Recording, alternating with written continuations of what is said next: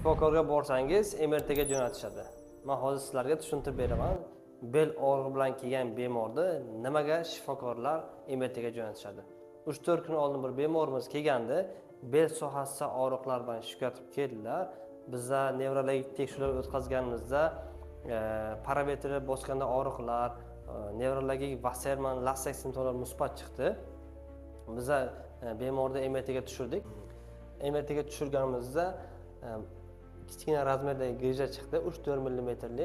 Deyarli umurtqada og'riq bermaydi, lekin L4 umurtqalari siljigan, oldinga qarab, qorin tomonga ikkinchi darajadagi siljishlar bor. O'zi siljishi 4 ta turi bor. Hozir sizlarga tushuntirib ketaman. Bu qorin tomonga umurtqaning siljishi anterolissez deydi.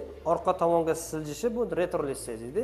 Ya'ni lateral siljishlar vertikal siljishlar ham bor. Birinchi, ikkinchi darajadagi siljishlarni nevropatolog, vertebrolog, dori-darmonlar, fizioterapiya va korset rejimda davo muolajalari olib boriladi.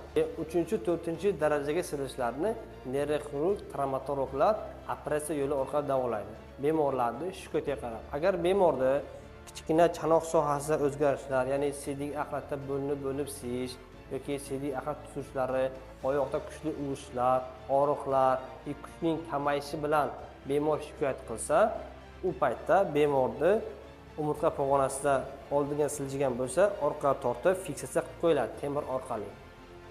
Agar sizni belingizda og'riqlar kuzatilayotgan bo'lsa, albatta mutaxassisga murojaat qilishlaringizni tavsiya qilaman. Sababi sizni umurtqa pog'onangiz siljigan bo'lsa-yu, siz e'tibor bermasdan og'ir yuk ko'tarib yoki og'ir yukni noto'g'ri ko'targaningizda birinchi, ikkinchi darajadagi siljishlar, 3-4 darajadagi siljishlar yuzaga kelishi mumkin va siz majbur bo'lasiz neyroxirurg, travmatologga borib operatsiya qilishga.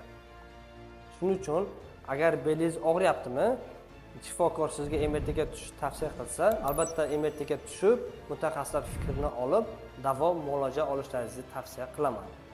Agar sizda bo'yin, beldagi grijalar bezovta qilayotgan bo'lsa, albatta bizning klinikamizda kelib davo muolajalarini olib ketishlaringiz mumkin.